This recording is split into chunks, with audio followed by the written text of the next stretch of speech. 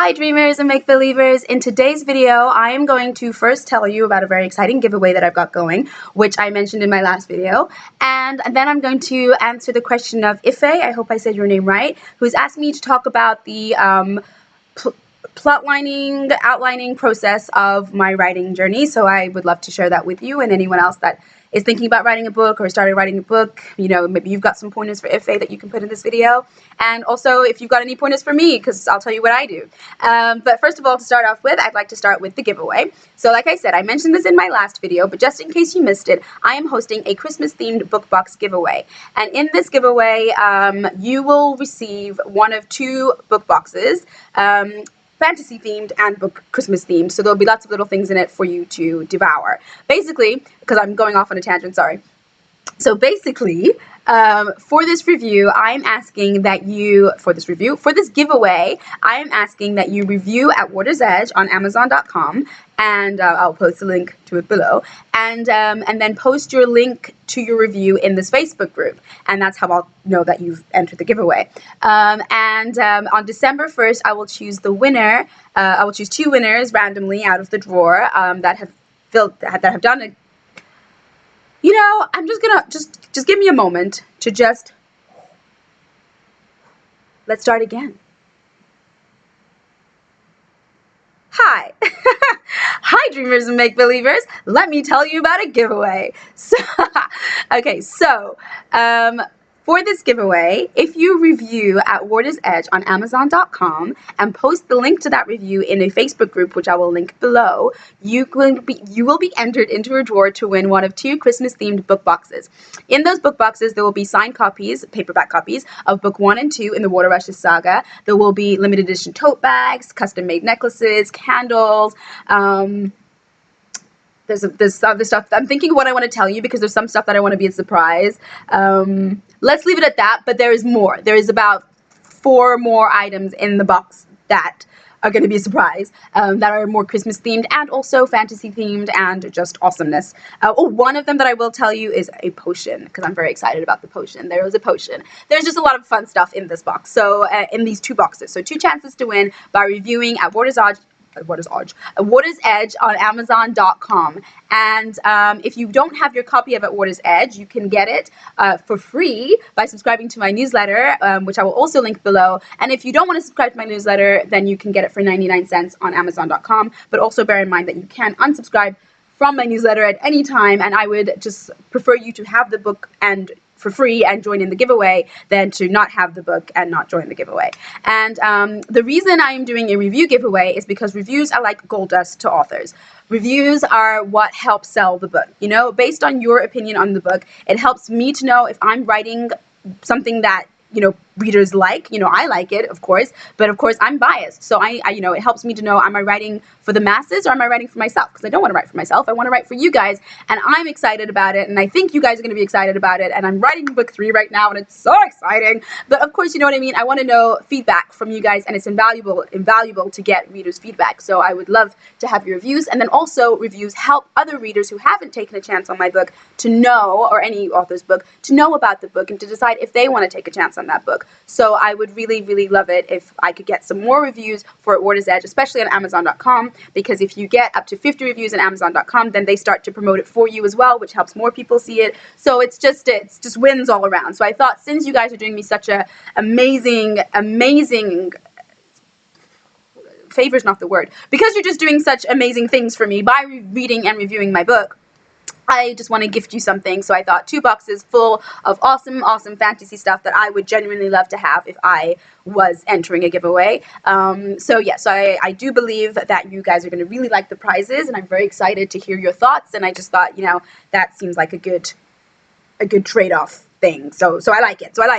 And I hope you like it too, and I hope you enter. So all the links will be below. So that will be the link to the Amazon page for At Water's Edge, where you can leave your review. I will also leave the link to the Facebook group where you need to post the link of your review so that I know you've done it.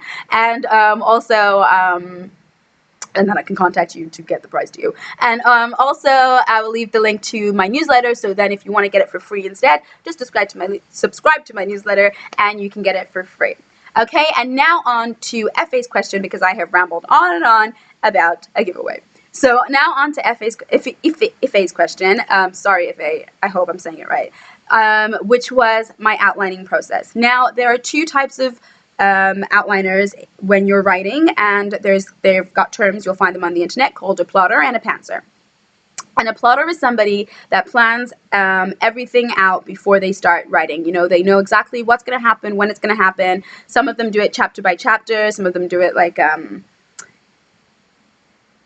point by point, I suppose. But no, it's more structured than point by point. Like the whole storyboard is planned out, and the intricacies of how they twist and twine and how the characters go, it's all there. And then they start writing, and you know, I'm sure that makes the writing process easier. But then again, everybody's different and everyone's unique, so it's definitely up to you, and you have to see what works for you. But that is what the plotter does. The pantser is somebody that just starts writing with no idea where they're going, what they're going to do, but they just start writing, and the story kind of just flows out of them. And then, of course, they go back and they rewrite it, and they rewrite it, and they fine-tune it, and they let the characters lead more, I would say. And it just goes off into an adventure that they never imagined, and yet it's unfolding and it gets exciting, and that really works for them.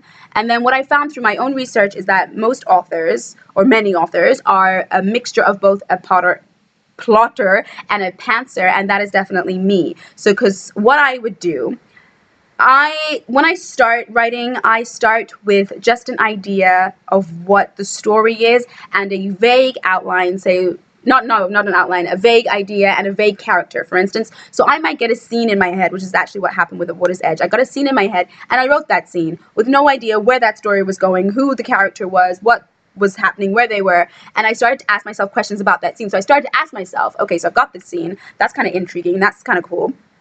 Who is this character? Why is she in this situation? Where is her life going? Why is she there? What country is she in? Blah, blah, blah, blah, blah. So mine evolved from a scene that I started asking myself things. And then when it came to the outline of the story, when I had the vague story in my head, then I just planned basically beginning, middle, and end.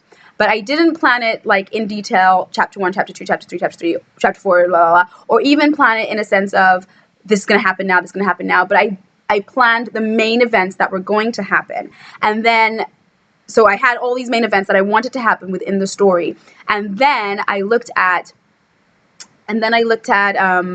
what order they could maybe go. Some things I don't end up putting in. Some things I write and then take out. You know, that's just what happens. But the outline process is basically all the points that I want to happen or I imagine happening within the story to get from point A to B. So it helps if you really know where your character is in the beginning of the story and where you want them to be at the end of the story. Also, it depends. Is this a series? Is this a standalone? Because, of course, then that determines the conclusion and where your story is going. And, you know, there's always room to change. There's always room to grow. And the characters will lead you astray because they have done that to me. I mean, even with love interests, and they're like, the excitement for that love interest kind of faded, and I was like, why? You know, it wasn't writer's block, but I just wasn't that excited about writing it. And I was like, okay, this is not working. This character doesn't actually like this person.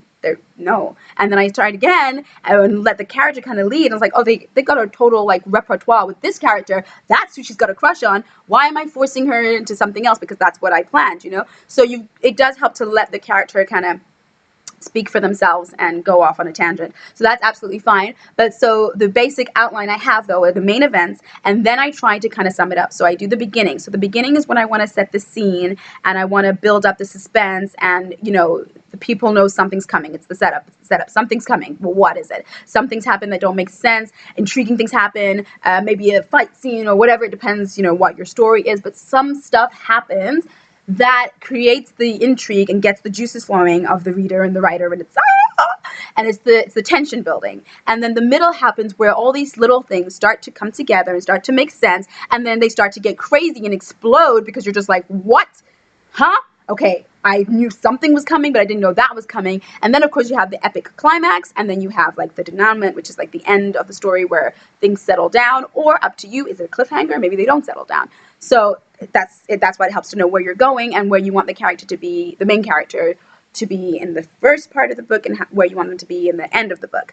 And then, so what I do, once I've decided on the main events that I want to happen and on what kind of process I want them to happen in, I then say the beginning. So, okay, so that little scene there could be suspenseful. So let me put that in the beginning. And that little scene could be suspenseful as well. So let me put that in the beginning. Okay, that's explaining something and things are getting crazy. Let me put that in the middle. Okay, that is like climax worthy. Put that there. And then I kind of just shuffle everything around. so that I have not more than like a page or two, let's say A4 pages. I have a little notebook. I mean, I have, one second, I'm over here. I have so many little notebooks. And I think it's like 1.5 has been used for each book. And I just kind of scribble. Let me see if I have any examples here. Okay, yeah, so there's like a little sketch thingy there. And then here is where I like just ramble and write like little scenes and just see what comes from it. Blah, blah, blah, blah, blah. I don't really have a,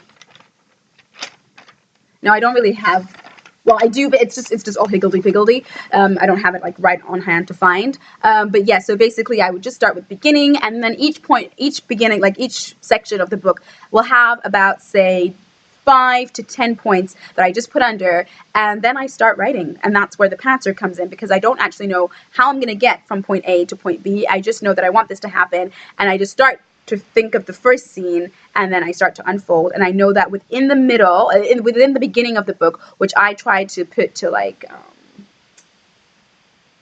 I don't actually have, see, this is why I'm a pantser. I'm a pantser plotter. I don't have an actual word count. But I'd say by page 50 is when you kind of want to start to like, you know, like skyrocket the story. So for the first 50 pages, or a little bit more, I start to like build the suspense and everything, and really, you know, well, it depends as well, exactly. Okay, it depends. If you're doing a fantasy, it's going to take longer, and you've got to build the scene, and you've got to build the world.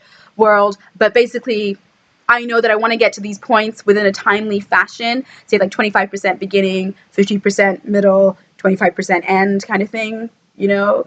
Yeah. So say the first 25% of the book, I'm just there putting in those scenes and getting them to link together, and the characters do the talking, and it goes beautifully and wonderfully. And of course it doesn't in the first draft, it's a mess, but you know, you just go with it. And in the middle, I know that I want these things to happen, so I twist the story and turn the story to make sure that I get these points to happen. And along the way, maybe I'm going to inject like other points, or maybe I'm going to take out points because the characters and the story and the ideas is flowing are going to take me on a whole different way. And then again, 25% for the end. I like the climax to be very like, wah!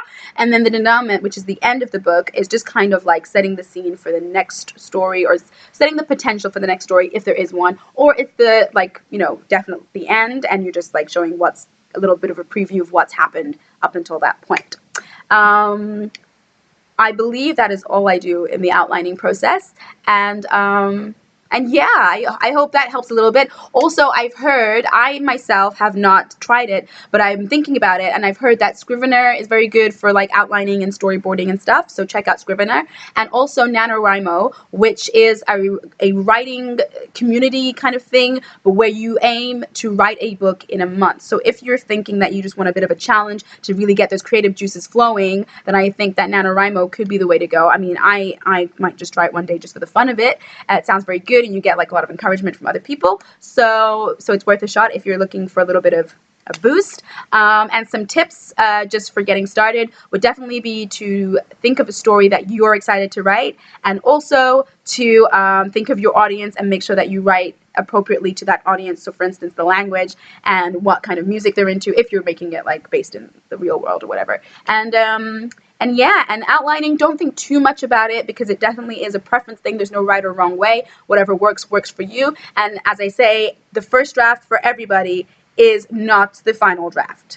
The first draft is just a little plaything to let you know roughly where you're going, and then the real writing begins, and the real fun begins, and the prose and the metaphors and all that excitement begins. So have fun writing, and thank you for sticking around, and don't forget to enter the giveaway, because I need your gold dust, and I really want to thank you for your gold dust with these boxes. Okay, thank you, and have a great day. Bye!